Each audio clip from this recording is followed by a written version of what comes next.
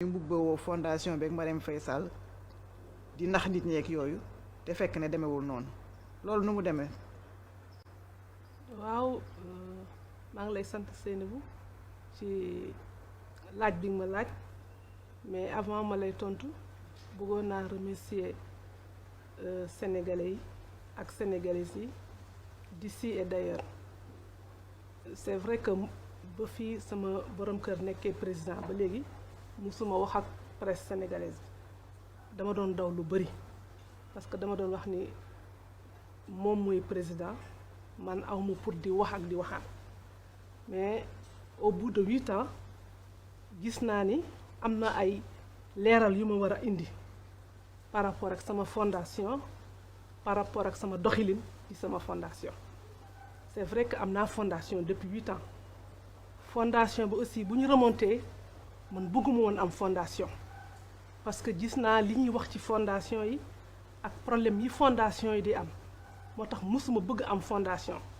J'ai toujours fait du social dama doon bëgg di continuer sama social sans pour autant mettre en place fondation mais dañuy wax ni mënoo def yenn yi te doo am fondation. Fondation bi nag c'est une fondation un peu atypique parce que fonctionnement am bokkul ak fonctionnement fondation yu bari yu première dame voilà parce que dafa am man nu ma ko sentiré ni ma ko sentiré mooy dama jóg ni damay def social damay jóg ni lii xam ni yàlla jagleel na ma ko dama ci profito pour jaamu ci yàlla booy jaamu yàlla nag ci dara doo xaar dara ci nit te du ànd ak bruit yu bari sax yuy feeñ ak yi ñuy feeñal parce que dafa am dama mës a santeeg benn femme bu nekk ci benn organisme international mun ma yow kenn xamul looy def sa jëkkër a ngi nekk fii président yaa ngi am fondation mais xamuñu exactement looy def boobaa ba ma waxee loolu ba ma ñëwee ak ñi may liggéeyal mën leen de temps en temps yi ñuy def ñu ciy feeñal tuuti mais génnewu ma lépp lu may def ci fondation bi tey bu ñu ko doon xayma ak di ko wax duñ fi jóg parce que loolu damay jàpp ni sama diggante ak sama borom la preuve fondation bi du benn nit c'est vrai que am na vice-président c'est bien structuré mais fondation bi ñi ma ciy yónni ñi may doxal du benn nit kii dama koy yónni lii kii ma yónni ka lale kee ma yónni ka lale parce que bëgguma ñu xam en réalité li may def ci nit ñi lan la ndax sutura parce que am na ñi nga xam ne ci sutura nga mën defanteeg ñoom waaw.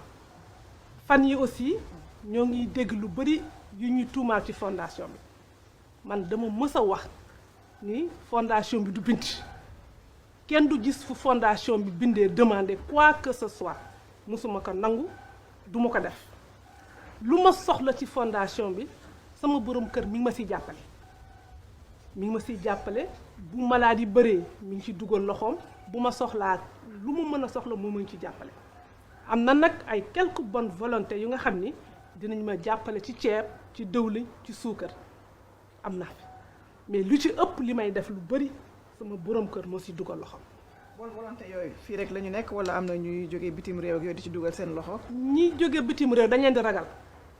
parce que ku mel na vice-président bi di Alioune Fall boo ñëwee ni que dama bëgg gis première dame nga nekk homme d'affaires wala nga nekk yaa xam loo doon boo nee dama bëgg jàppale fondation bi mais dama bëgg gis première dame moom day bañ parce que damay bañ ëllëg ñu ni homme d'affaires bi kat ñëw na fi wala kii ñëw na fi gis na première dame bi wala nang loolu la ñuy éviter moo tax ñi ci ëpp fii la ñu nekk ci réew mi Sénégal yii lañu nekk. des fois ma jékki-jékki ñu woo ma Adja ñoo ngi lay yónnee ceeb dëwlin suukar te ñëpp te ku ko ci yónnee aussi di nga xam fu muy delluwaat fu ñu koy defaat daal waaw. yow da ngay xaar ba am soxla rek solliciter nit ñi wala dafa am ay fonds yoo xam ne ak ay jumtuwaay yoo xam ne da nga ko teg déjà en place di xaar. man du ma solliciter kenn du ma ko def waaw damay bu ma nit ñi lu ñu bëgg besoin yu nit ñi di ma demander parce que fondation bi am na un jour sa def nañ ci benn reportage je crois.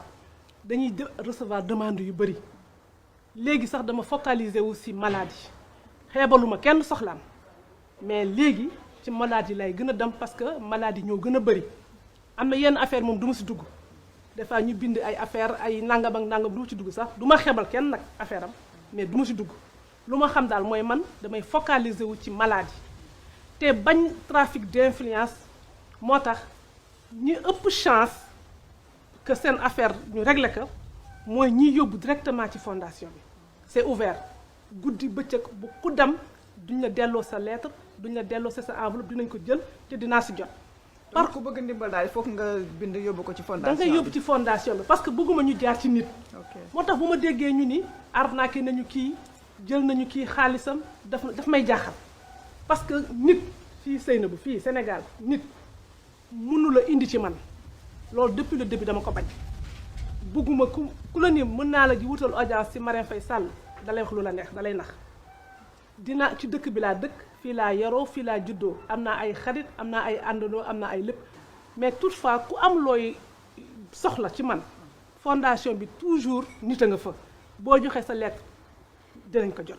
fondation bi fan la nekk sax pour ku bëgg a dem foofu fondation bi yoo xam fondation bi. fondation bi mi ngi tax ak présidence. ah ok waaw foofu laa bëggoon a dem sànq sax foo gën ne foofu la ñuy defee interview. fondation bi mi ngi wetu présidence foofu la nekk. est-ce que ku bind lettre am moom amul ku ñu ci mos a gàntu. non soxla yëpp ngeen di faj wala dina am loo xam ne du àntu. faj soxla yëpp nag yàllaa ko mën. li ñu mën daal li may def maa ngi def sama kettulaay kàttan di jàppale doomu aadama yi seetuma ci kii seetuma ci kala bugguma sax ku ma remercier yàlla xam nag lu may def rek suñu borom si laay jiital. bëgguma sax ku wax merci lettre de remerciement du ma ko jël xam nga du ma si xaar dara yàlla rek beneen affaire bi mooy fondation bi ku fa ñëw heure boo ñëwee boo déposer sa lettre danañ ko jël seulement ci maladie laa focaliser wu parce que maladie dafa bëri taxul nag ma xeebal kenn soxlaam xeebaluma kenn soxla mais jamono yi ci maladie laa gën a nekk moo tax des fois ñenn ñi du ñu am yenn réponse yi mais ku ci am indi kayitu feebar wala ordonnance di nga am sama réponse. yan genre soxla lañ lay faral di poser. ah loolu seen ay affaire seen ay soxla bopp rek soxla nit ñi soxla doomu aadama yi rek soxla jamono yi. lu nekk lañ lay wax moom. mais soxla doomu aadama yi rek. ñëw ne la par exemple man de awma kër fu ma dëkk wala du fas. genre affaire yooyu doo ko toppatoo. kër ak oto yëpp dañ la koy wax. mais comme j'ai dit doo xebal kenn soxlaam ku la wax di nga déglu. di nga loo si mën a apporter réponse nga apporter si mais li may gën a def daal.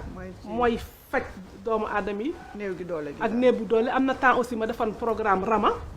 programme bi sama maam laa ko tuddee Rama programme pour les assistances pour les vieilles personnes la ba léegi maa ngi koy def damay commander ay chaises ay affaires yu mag yi di soxla yëpp parce que jàpp naa ni war nañu sunu mag ñi war nañ leen gën a bàyyi xel. maa ngi koy def ba léegi nag dama ci boolewul wax rek ak yooyu mais maa ngi koy def ba léegi ay suturlu ay toilettes ba léegi maa ngi koy def ak yan nag yeneen daal lu sama xel jàpp daal. voilà.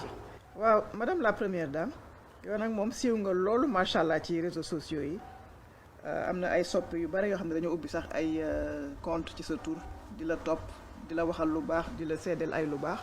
waaye itam ci beneen wet gi itam am na tam ñuy tudd ay imposteurs ay compte Facebook ak ay Twitter ak maanaam mut na une centaine yoo xam ne ñu ngi nekk ci réseaux sociaux yi yoo xam ne dañuy mel ni yow la fekk du yow ñuy laaj ay nit ay ndimbal ak ay yeneen mbir yoo xam ne dañ koy wax naka sa dul noonu fekk du yow looy wax ci loolu. li ma siy wax Seynabou mooy kuy dimbale du laaj ndimbal man fondation bi ba mu taxaw ba léegi dafuma kermesse. dafuma téléthon dafuma dara lu nga xam ni dafuma dara luy indi xaalis dafuma ko dafuma ko jéemuma def dara luy indi xaalis pour rek bañoon di éviter yu mel nii c'est vrai que ñiy ubbi compte ñu bëri say dafa am bëri na nga ci ay soppe ñi nga xam ne dañuy def rek yàlla moo leen la bëgguloo ñuy def yooyu mais pour éviter loolu yëpp dama wax ni nañ tëj yëpp te yàlla xam na ni compte yi ñuy ubbi yëpp man yëguma ko sax parce que je ne suis pas Facebook je ne suis pas dans ces choses là vraiment nekkuma si mais comme nit ki moom bu la bëggee bu la soppee nu ku nekk la koy manifester dama leen di remercier mais nag comme dafa am lu ci rax nañu dindi lépp. le temps nga xoolaat nu ngeen di ko du ma xoolaat dara parce que ma nekkuma ci woon mosuma si nekk.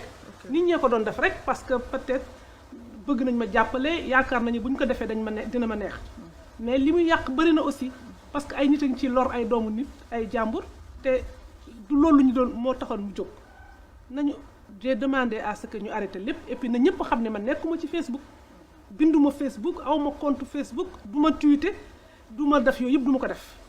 waaw loolu madame la première dame yooyu mooy xew nag léegi. ah man damaa old fashion nekkuma si loolu. ay actuel loolu nag. non je suis pas vraiment dans ça. voilà je suis pas. ba léegi yaa ngi naan ñu gaaw balaa Macky di ñëw daf lay perturbé. président nu mu lay perturbé nag. non daf may perturbé nag. ci naka. je réponds pas à la provocation. nañu eggale ah non boobu la yaa ngi taxaw ñu gaaw balaa Macky di ñëw balaa Macky di ñëw. non parce que dafay Macky bu taxawee tamit. daf may perturbé rek. day xool lu may wax ak yooyu moo tax. may perturbé. madame la première dame am na ay jamono yële passé daal ñu ngi doon dégg ci presse beeg yooyu ñu naan daal Marème Faye dafa xaw a jagadi daal ba am na sax bërëb bu ñu ko yóbbu woon foofu fat ko foofu loolu mën nga nañu ci leeral. yow bu rafetal wax ji neel dañuy waxoon dafa dof bu rafetal loolu la ñu wax dafa dof yóbbu nañ ko di ko faj ak nangam li nga ko déggee noonu laa ko déggee li ma ciy wax rek mooy yenn naqadi suñu borom. ma ne comme dañuy toog di wax leen neex man dama ci commenté. li ma wax rek yenn naqadi suñu borom. waaw madame Sall dégg naa tamit ci xeetu yëf yooyu am na tam ñu ñuy tuddee ay nit yu def trafic d'influence ñiy fréquenté kër gi daal yenn saa yi dañuy ñëw ci mbedd bi naan. mën naa la toppatoo rendez-vous ak Macky mën naa la toppatoo rendez-vous ak Marème Faye Sall est-ce que yooyu mën nañ ko jàpp ne ñuy wax dëgg la. ñooñu moom dañuy wax lu leen neex rek parce que tey da ngay gis ku fi ñëw añee wax dama leen koy wax sax dama leen ku fi añee sax déjà boo fi añee ak man wala nga añee ak président bu ma génnee dégg ci kenn dama naan du dëgg parce que dama leen koy wax ñoom ci seen bopp dama leen koy wax dama naa leen ñëw ay privé la quoi. waaw parce que fii lañ dëkk. fii lañ yoroo fii lañ xam. c'est normal nit ñi di fi ñëw. di nekk ak ñun. mais bu aussi bu fekkee yow amoo njàmburte ba boo fi añee. wala bàmmeelu biir daal. du bàmmeelu biir sax je veux dire. waroo génn di jaay loolu ci nit ñi. dama fay dem fa lay lekkee fa lay naanee fa lay nangam loolu sunu affaire la. ça n'a rien waroo ci profité. et puis nit ñi waruñu ko jàpp.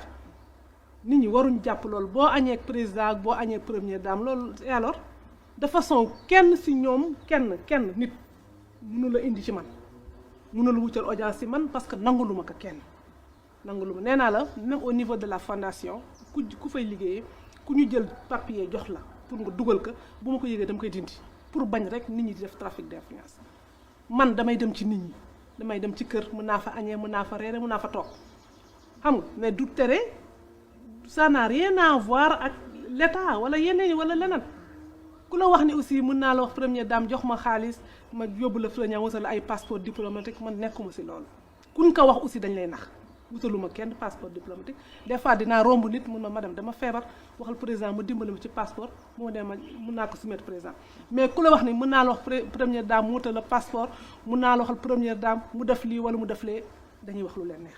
kon daal na leer ci bopp ñëpp daal na leer. waaw kenn mënu la wax ni ku la wax ni mën naa la yóbbu ci moom boo ma joxee lii ma yóbbu la ci moom wala boo ma joxee mu lu jël daf lay nax.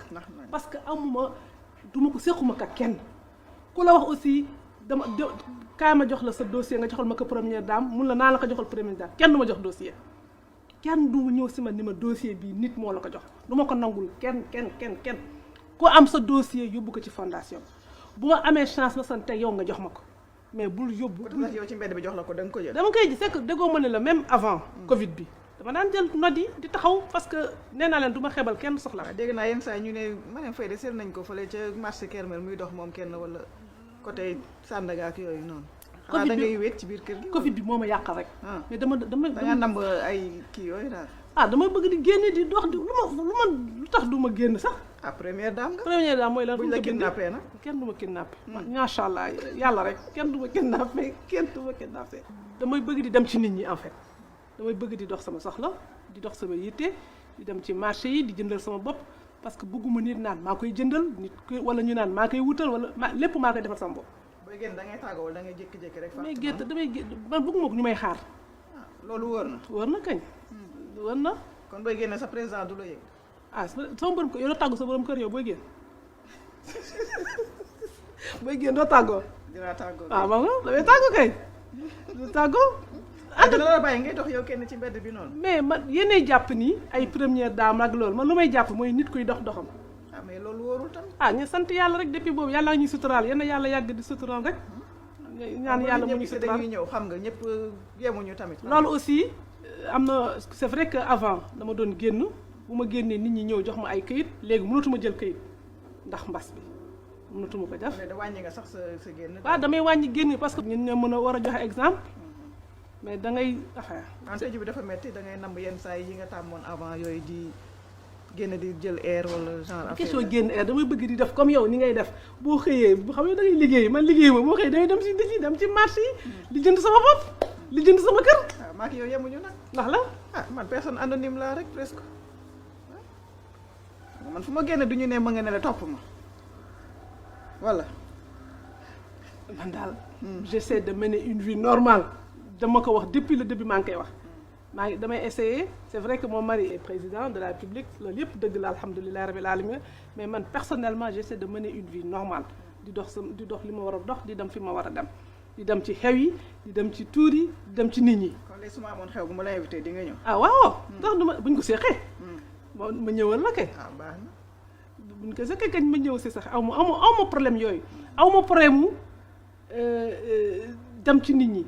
et puis bëggum aussi di dem ci nit ñi di plomber atmosphère bi moo tax bu ma demee damay déconner damay def créer ambiance parce que bëgguma justement nga dem fenn nit ñi bu géndee non bëgguma loolu may bëgg ñëpp nekk à l'aise parce que fii àddina la daal te loo gis aussi ci mu nettali lay mujjee kon dañ koy rafetal daal moo tax du ma jéem a bu ma demee fenn je me la joue pas damay nekk ci nit ñi jaxasoo nit ñi du question wàccee sa bopp sax parce que nit ñi dañuy foog ne yaa ko da ngay def dara alors que c'est moi c'est ma personne non sama nature la daf créer ambiance kaf ak nit ñi réew ak nit ñi nekk ak nit ñi jàmm après du tere daraja bi la yàlla jox booy dem nga du tax mu wàññi ci dara voilà doo gêner nit ñi doo créer atmosphère bu nga xam ne ku nekk danaan kii su booxul ma la nit ñi di la rëbb ak yooyu non non. léegi balaa ñuy tëj moom mbas mi moom ak fi mu tolluwaat ci jamono yi moom ban appel ngay lancé au Sénégalais. xanaa bas mi daal ñaan yàlla rek yàlla teggi ñu ko ci jàmm ak salaam ñu delluwaat ci suñuy activité parce que lu yéeme la lu jaaxal doomu aadama yi la di ci ñaan rek et puis di wax kilifa diine yeeg aada yeeg ñépp ku nekk ci fa nga nekk nga ñaan ci yàlla rek yàlla teggi ñu ko ci jàmm ak salaam ñu génn ci jàmm ak salaam yépp nit ñi delluwaat ci li ñu nekkoon loolu daal lay wax ci mbas bi. balaa ñuy commencé sax maa la dégg ngay naan fataay fu mu toll pour ñun la wala dañuy defal ay njogonal waaw. fii moom mooy loolu rek. dañuy defal ay njogonal ak yooyu yu baax yu neex yooyu yooyu. waaw kon ñu ngi lay remercier vraiment madame la première dame ak yéen ñu sa kër gi yaatal ñu waxtaan ak ñun loo xam ne du faral di am ci rajo yeeg télé yi ñu ngi lay remercier bu baax. waaw maa ngi lay fay di la Seynabou ci yow tam si ñëw bi. di wax rek ni encore une fois toog fii di wax sax du lu ma gënal mais il faut que comme wax ji dafay bëri autour de ma personne ñi dañuy wax des fois sax dama naan est-ce que amul beneen nit bu ñuy wax parce que tellement daf may jaaxal ba je me pose des questions je me dis mais ñii man la ñuy waxal wala lan parce que fa ñuy wax ak la ñuy wax yu doo ko fekkee doo ko yëg du sax nekk ci yow des fois fan yi da ngay dégg ñu ne ma nga tukki xam nga nekk fii elle est malade dañ ko yóbbu wala nangam ak nangam dañuy wax ay wax yi nga xam ni doo xam lu tax boo waxee nag ñun la boo yàlla boo nekkee ci kanam ak nangam il faut que nangam mais il se passe trop de choses nga xam ne daf lay jaaxal. yooyu daf lay metti yenn saa yi booy dégg yooyu. dina xam nga man heureusement sax li ma sante yàlla sax comme du may lire te des fois ñi la koy wax dañ la koy cofal rek. dañ la wax exactement lii la parce que man je me refuse di nekk di lire ci yenn affaires yi ay vidéo yi di xool du ma ko def. ñun ñoo ngi sant yàlla di gërëm suñu borom di ñaan yàlla mu jox ñu kattan ak mën-mën li ñu ñu nekk ci jàmm ak salaam di ñaan surtout yàlla man sama problème li nit ñi def problème man defuma ko problème man lu may ñaan mooy yàlla bu ma sama borom jéppi yàlla bu ma dummooy yàlla bu ma jéppi te lépp lu ma war a def rek ma def ko ci dëgg daal. beneen affaire bi aussi bi nga xam ne moom maa ngi koy wax sénégalais bu leen nangu kenn di leen nax ci man ma dajeek yow nga jox ma sa yëf.